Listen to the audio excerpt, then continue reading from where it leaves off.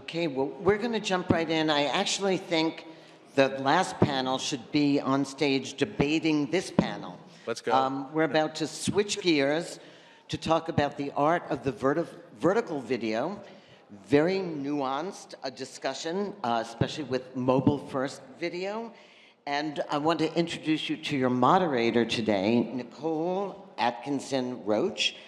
Two-time, not just one, two-time Emmy Award-winning producer, director, writer, currently the director of LinkedIn Live Media Productions. Enjoy the session. Nicole? Thank you. Hi, everybody. I want to thank you all for hanging out to the end of the day. I'd like to think that they saved the best for last. We're here literally flipping cameras and the conversation on its head. We just had 16 by 9. We're going to talk about 9:16 and the impact, the growing impact vertical video is having on the media, technology, and consumer space.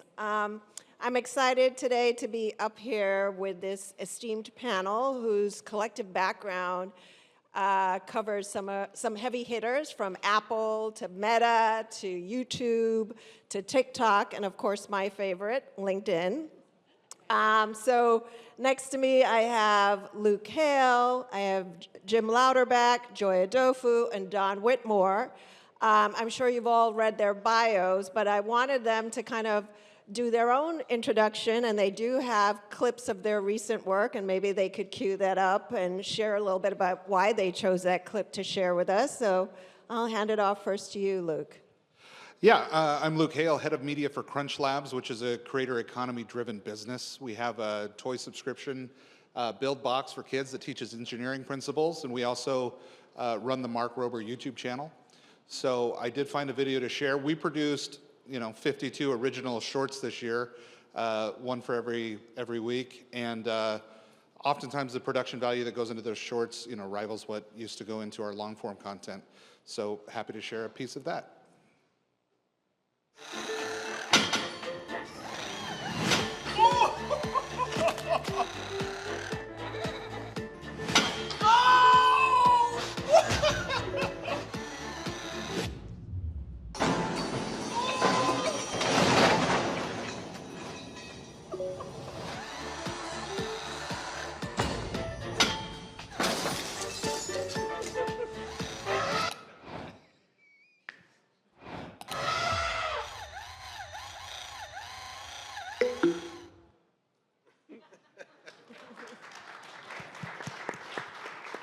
All right.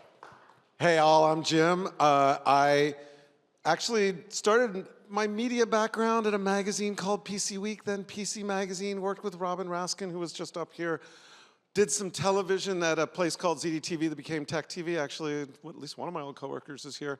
Kind of an accidental creator at this point. I built a YouTube network and sold it. I worked on some of the biggest events in online video and sold that. And started doing stuff on LinkedIn. And LinkedIn started adding in video, and I was like, I think I can do that video.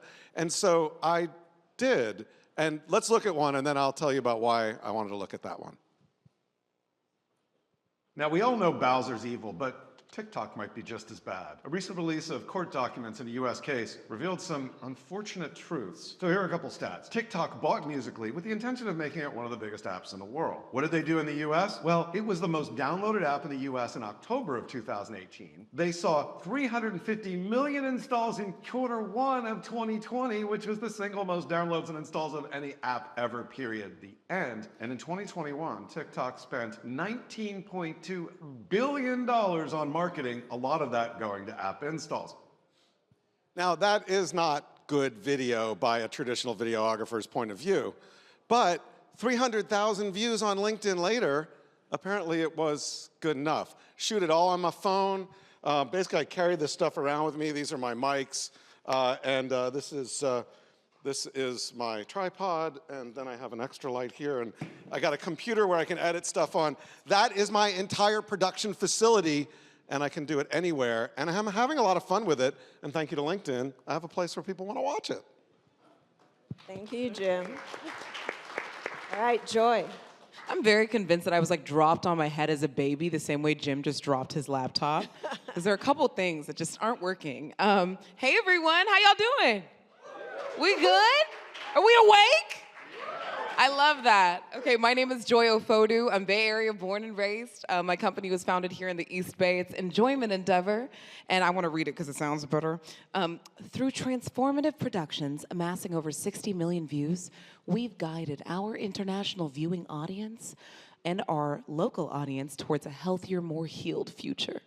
So what I work on basically is just pioneering ethical and inclusive formats of producing media, sustaining our tradition, African and African-American traditions of oral storytelling, making people laugh, and just trying to get it out lightning fast, low cost. I'm a professional actor, so I'm in SAG-AFTRA. We're on strike for games. Support the strike. But I act in video games, films, TVs, commercial, with this golden voice of mine. And so I found out that I was pretty good with my voice through sharing short form video, over 350 videos between 2020 and now. And I want to show you a little clip of what I learned I could do creating a business and founding an entertainment company in the comfort of my home. Hey, I'm Joy. I'm inside my vocal booth to go and hear 10 character voices in 30 seconds. I don't know anything about that. Emma loves to play with his goldfish, Dorothy. Everybody knows Stitch. Oh, you're so tiny. Come here. Like, Scott is literally, like, such a good husband. Hey, everybody, it's Mickey Mouse. Let me be clear. I'd leave him alone if I were you. My brother has an instrument. No one told me. Thank you. Goodbye. Yeah, so like literally that's like what I do. It's like Bible, it's my life now. Thank you so much. Hello, my name is Don Whitmore, broadcast engineer. I do work at TikTok, but I'm not specifically here from TikTok. I wasn't allowed to say I was because I'm new. I just want to put that out there. But I come from a background as a performer. I was a dancer when I was really young, ballet dancer from when I was like 12 till I was almost 30. And then when I needed to transition out of dance, just from injuries, like you do, I didn't want to audition and start from scratch. A lot of my friends, you know, like are already they're actors in movies, they're in Broadway shows, and in my mind, I was like, the thought of having to start from scratch was rough. So I leaned into the digital thing. I love computers. I grew up also into computers, doing computer engineering. And at the time, everything was going digital, and a lot of the people who were in the industry didn't want to necessarily learn the new tools. So I really keyed in on that and really got lucky and fell into a job. Somebody I think in a panel had talked about, like, if you ever flown a piece of production equipment across a country or border. I basically was contacted through talking a lot about loving broadcast and engineering, was talking to somebody and got, you know, contracted to fly a microphone to a big event somewhere. And that day I started my first production job for a company called Pixel Core, which if you're in the San Francisco area, you know we did a lot of the early live streaming for YouTube when they started live, Facebook Live, eventually went and started running the creator studio in New York, the New York office, where I really interfaced with people like creators, artists, people in sports, and really kind of, I don't want to say like, I wasn't a preacher, but I was kind of like teaching them and showing them that like you can be your own brand, you can do this yourself. And I've been really at the forefront of that, the creator space for a lot of these larger streaming companies for a while now. And the clip I wanted to show here, I want to give credit to my team, Mark Rossi and Ash Lewis out of New York. They helped me shoot this, and this was a piece for IGTV that we shot.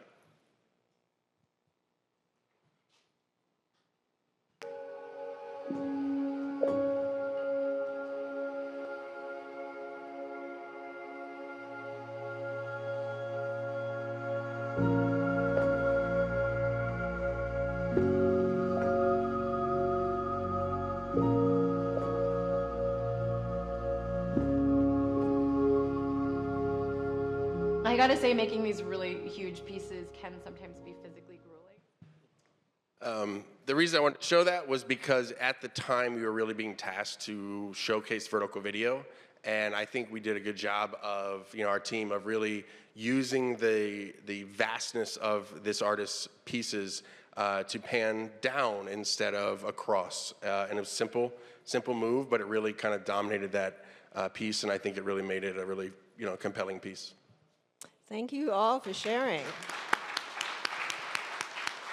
It just shows the incredible diversity and accessibility of vertical video and how much storytelling that can come from that. I was talking to a colleague the other day who pretty much said, the smartphone, we've adapted storytelling to fit the smartphone, this computer that we carry around that all of us have access to. So talk a little bit, I'd love to hear from you all, about how vertical video has kind of disrupted media and the way we think about media. I'll throw in my 2 cents. I think that the internet has never been as competitive as it is today, and it will just get more competitive. And DeepSeek, I've heard it more today than I thought that I would, right? The OpenAI may be discovering that maybe their moats aren't as deep as they thought they were, and same with NVIDIA. And we've already all experienced that disruption in our industry. There are no more moats. Everybody can create with their phone, and everybody can distribute.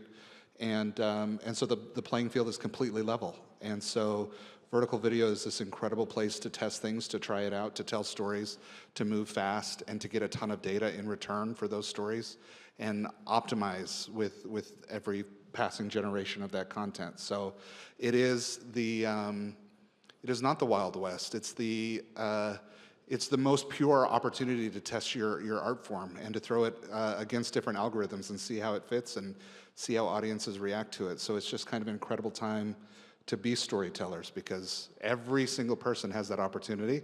And my hat is off to folks like Joy, who are just out there on the internet, putting themselves out there and doing the work, and Jim the same. Yeah.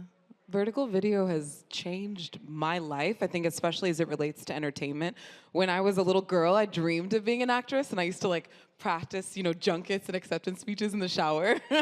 And so it's just insane now to be working in video, but the dream that we had when we were younger was to fill wide screens, right? For folks to see us big, and for it to travel internationally, and to be on TVs, and you want to be in waiting rooms and in airports. And you just think of that widescreen. As I've grown up, Instagram was founded when I was in high school. And it was actually also my first job out of college. I was working at Meta. But as I've grown up, the dream changed from, I want to make a living being on that wider screen, or someday making movies, animated productions, live action, et cetera, on those wide screens, to, oh my goodness, I can make a living right now. I can transform my life. I can reach millions of people by shooting from this vertical phone, by reenacting the intimacy of a FaceTime, or giving them a vignette or a slice of life from dating in this vertical fashion. So for me, instead of waiting to get that kind of traditional training that would require to make really amazing, long-form, wide content, I decided to just hop in, like Jim, with what I got, which is my phone in my pocket and a cute little tripod, you know what I'm saying, a little lightweight little tripod, do a little something, and that's changed my life. So I've now been able to produce hundreds of vertical videos that my clients buy from a variety of industries, whether it's like CPG or beauty or entertainment, because they see how good I've gotten at producing a really intimate, touching, real, organic, and raw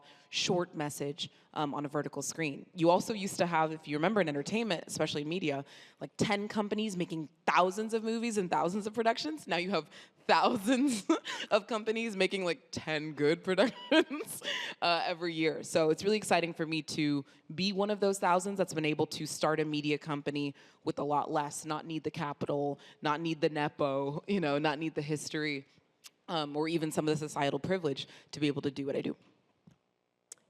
Jim, you're on LinkedIn, which branched out into vertical video. I think it's a little bit over a year now.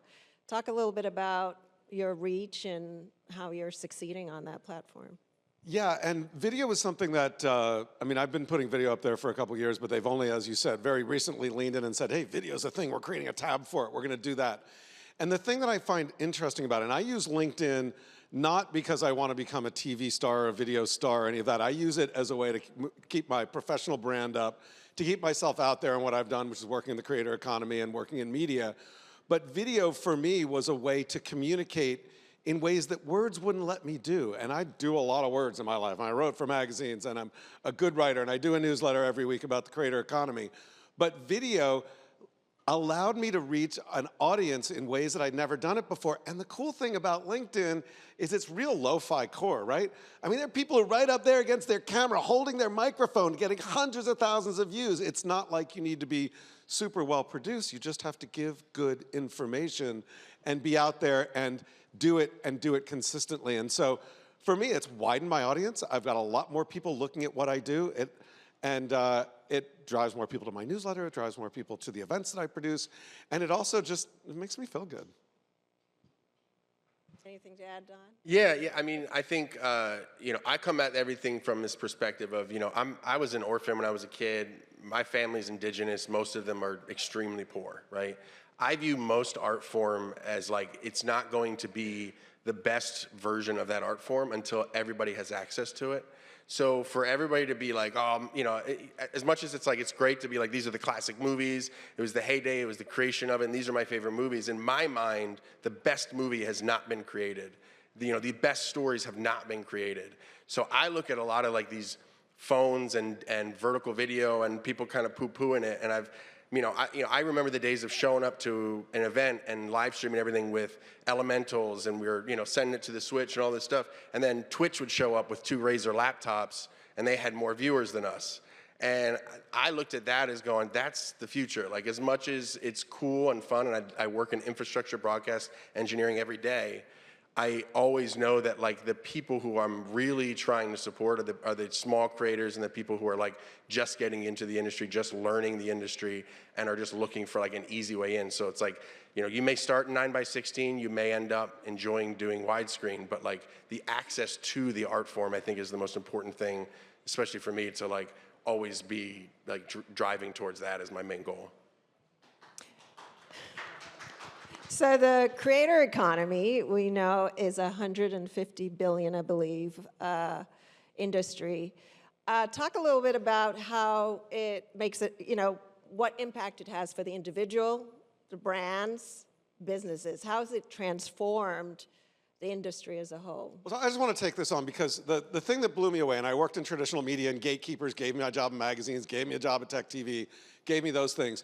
But now, anybody around the world, and this fundamentally drives what I think is so cool, anybody around the world can wake up, no fans, no followers, no friends, no infrastructure, no subscribers, and just start making video and put it out there. And if they can tell good stories, they can attract an audience, and they can build a life, and they can become an independent media company, or in the case of what Mark Rober has done and other people, a huge media company. And that, before, you had to go to where the gatekeepers were, and now you can do it anywhere. To me, that is what the creator economy is all about, and that is why it is so fundamentally so exciting. Yeah, echo. I spent, 15 years trying to break into professional acting in different ways. I'm literally talking about like from age 5. So like auditioning, getting a traditional agent, going out in Los Angeles, going out in San Francisco, no traction, right? We also had a media landscape that was not very inclusive, and films that weren't really casting black girls, or especially girls that look like me. Fast forward all these years later, instead of trying to go the traditional route by like attracting agents, getting representation, taking classes, all I had to do was show whatever raw, talent that I had through these short form videos that I would publish on a consistent basis. I always say that like I build myself up as a lighthouse. So when I think about personal branding across LinkedIn, Instagram, socials, et cetera, you are the light, you are the lighthouse, the light bulb, and the moths or the ships, et cetera, they flock to you, right? So now instead of spending 10 years studying and auditioning and going from an extra to someday a series regular or a lead, I've started producing in about 2020 these short form videos. In 2021, I posted my first ever voiceover reel. I got my first offer for an animated short film, which is being produced by Viola Davis's company, Juvie Productions, the next 4 days. And then the next day after posting my reel, I got a podcast intro and outro for a British podcast, right? This is while I'm sitting in California. So the work came instantly because of the access of vertical video and how far it travels. I had representation by 2023, and now sitting here in 2025, I've done over 15 national commercials, between 5 and 10 video games, maybe almost 100 podcast episodes. I've been the voice of a meditation app. So all of these opportunities as a professional actor, be it in animation, gaming, film, et cetera, they just didn't come to me very quickly going a traditional route or aspiring to the wide screen. As soon as I empowered myself to publish vertical video, it opened up, that part of the economy to me, and it made it more accessible for me as a freelancer. I think for my clients, they love it because instead of going, to traditional, ad agencies, partners, which are wonderful. We love agencies. We love a good Super Bowl $5 million spot. Like, they stay with you almost for life. Like, they're beautiful. Instead of that, they're able to pay me between $1,000 and $10,000 and activate a message that might reach more people than that spot. I'd like to just point out that the inverse is also true. Content is having a massive impact on business right now. It is oxygen. Everybody needs attention, and they have to go out and compete for it. And so every business is becoming a content creator. And certainly we capitalize on that, right? CrunchLabs is lucky to have a ton of attention from our core demographic, so much that we can sell some of that surplus attention to advertisers, which is a wonderful bonus. But the inverse of that being that this creator economy arrangement is also having an impact on the media industry. I'm a media person. I'm not a business person per se, right? And so I've been telling a lot of stories and working in a lot of corporate environments. It's really difficult to get feedback on your content. It's not anymore, not in the social world. Now you put it out there and essentially the algorithms will tell you whether or not you have it. And if every video gets 200 views, you just don't have it, right? And so I think that the impact that it's having on the media industry is also something that shouldn't be ignored by all of us who work within this field of media, because now we have this opportunity to create this feedback loop that never existed before and have it be almost instantaneous in coaching us to improvement if we'll just kind of watch the data and follow the analytics and listen to the audience. So I'm obsessed and think that it's really cool too, how these algorithms are having an impact on the media, and for better or for worse, but certainly an impact. I'm curious if you're seeing trends in terms of technology now adapting, so you're not just using your iPhone to kind of support this industry, and how do you see it pivoting, and how do you see crossover? I'm seeing it in my own, when I go show up at work, the aesthetic has changed for the audience our team has to appeal to.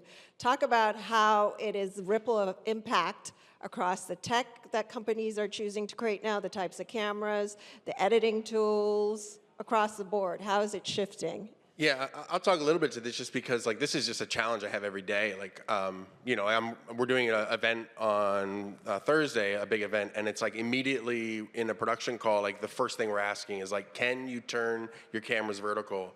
And we're running into if it's an event with a long lens, probably not.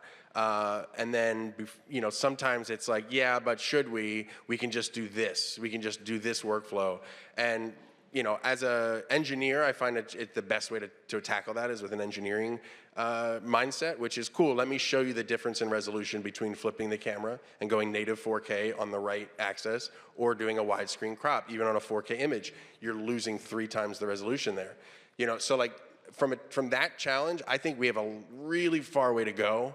Part of me is being really into tech. My mindset is always how can I influence tech? How can I look for some place where maybe there isn't a voice and I can give it a voice? And that's a place I feel vertical video, any really just being open to the creator wants something, let's as a manufacturer or a engineer or a broadcaster try to figure out why they want that and try to come to them and meet them and not just come back with it's fine, I've done it this way, or technically it's the same thing. It's the adage, the old saying of the the customer is always right, but really only in matters of taste, which is what people don't really remember. That person has a taste. They have a life experience that informed what they want to do. We have to, as broadcasters and engineers, figure out what it is and try to meet them halfway, not just be rigid because our system is like this. Who cares? Turn your monitor. Let's figure this out. That's kind of where I'm at with that. Don is right. We're always right. Yeah. I really like when people make for creators. And so I think what I'm seeing with like cameras, right, camera tech or like hardware is just giving me like lighter hardware. The example is that tripod that, you know, weighs less than a pound. Love that. The DJI gimbal, right, which is like absolutely taken over. I've got my Pocket 3 shooting on me right now that I love that you can control remotely from your phone. They know that we're on brand trips in Disneyland and then we go to Grenada and then we come home and then we're in mom's house. And so we just need something that flexes across all of those surfaces with lighting as well, right? Like I'm seeing beautiful, wonderful like innovations in clip lights. But the biggest and most transformative changes, and I think in CrunchLabs, like you might be experimenting with some of these as well. Correct me if I'm wrong. But the biggest change I'm seeing is in software, right? And then like the AI developments that are happening within the software. What I noticed is that a lot of video companies are producing just gripe, calling it Samir, gripe. They're producing AI for creativity. Like we're gonna create virtual worlds for you and avatars. And now there's a little digital friend that you can talk to at any time sitting in your pocket. And it's like, great, but I am running a business and what I want to do is do my business more efficiently, right? Like, so I really like Repurpose. I really like Opus Clip. Instagram is trying to compete with CapCut with edits. I'm here for it. Bring me the competition. I want the best. I want everybody clawing at each other's throats so that I can benefit and prosper. So yeah, that's kind of the biggest change I'm seeing is like the AI updates to the software to enable us to make our videos and analyze the commercial success of our videos and be able to predict and generate almost like copy or hooks, et cetera, based on videos that we upload. Yeah, so 2 things on that. I agree with you. I use Descript, which also is AI-based, which is I dump things in, I can edit it like it's a word processor. The thing that I think is really interesting, we saw this, and you know, I'm going to bring up DeepSeek, which you all probably have talked about, but the idea that with, and all these AI tools have to go out and use, they query, they pay API, they pay for tokens, they're expensive. You have to go at a higher tier of Descript if you want to use unlimited use of their AI tools, which I'm too cheap to do. I don't really need them. But if the promise of DeepSeek comes down where it brings that factor for the companies to do their AI calls by a factor of 10 or 100 or whatever, that means all these tools ultimately become a lot cheaper and easier to use. So whether it's Opus Clip or Descript or Runway or any of the others, and that I think is fascinating, and that change is happening so quickly. I'm curious, as we talk about AI, how do you see that shifting beyond what you just mentioned, making some of the software and editing and tooling easier? How do you see that possibly impacting vertical video? And in general, as we close out, where do you think this is headed? I know TikTok is still in a bit of limbo, and they're a huge growth driver for vertical video, but where do you think we are today with this medium? Where is it going? I mean, I've done some VR work. In my mind, it's like like any shape can be a video. You know, like I think of it that way. It's a limitation, really, so that you have to just like find a creative way to like deal with that limitation. I don't know, like if it's, you know, our devices might change the shape in a couple years, you know, rollable screens, if you're following technology, it's like screens are vertical, but they are gonna change the shape probably many times. We have watches, who knows, we may be consuming on watches, talking about square video in 10 years, I don't know. But I think it's important to remember that like AI is a tool, and then I think a lot of people are afraid of it, but I think it's something that's going to give access to a lot of things that people didn't have access to. Like many of these technologies, I think more access is almost always better. I have a hard time thinking that like it's, you know, it's going to be necessarily bad because this person is going to lose their job, and you know it's really easy to just like dismiss that job. I don't think it's necessarily that just that argument. I think there's a lot more to it of like, you know, it's as a whole, as a society, it's going to help us really just like disseminate these tools in different ways.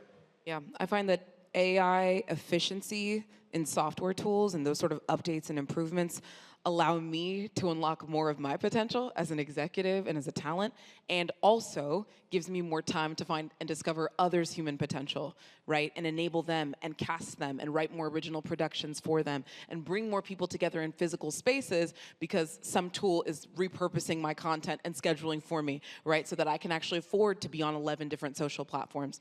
So I really appreciate the capacity of these tools. I'm open to trying any of the tools if you have AI video editing software that I can test out for a 12-month free trial, please come find me, because I will test it and I'll rip it up. I'll give you some like practical examples if I can very quickly.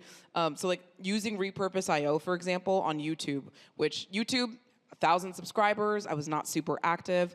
I got interested in shorts and I saw that there was a lot of investment in the monetization vertical.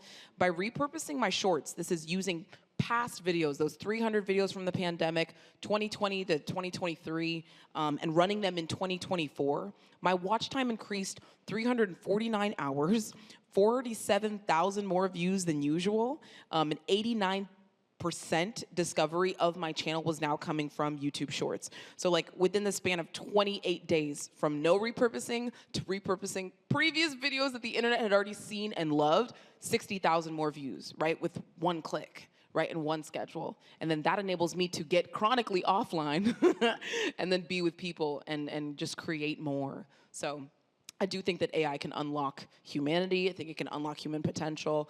And it can also just, again, oral storytelling. I feel like we're losing the art of like nostalgia and a good old tale and a good old story. And so I think with AI trending upward, storytelling is also on the rise, and the appreciation of things that we've seen and heard before that feel familiar to us and comforting to us, just comes back. So real quick plug for the next guy up here, Ben Rellis, a friend of mine. He'll be up here talking about stuff, but he and I talk about this a little bit, and I think I'm stealing this from him, but YouTube and online video democratize distribution of video, so you can wake up anywhere and get your video out there. AI is going to democratize the creation of video, so people who necessarily aren't good creators on YouTube or TikTok right now with AI, they will be, and if you take it out to the infinite point in the future, that means AI slop for everyone. Awesome. Luke, any final words quickly, or you're good? Thank you all for joining. I appreciate the conversation.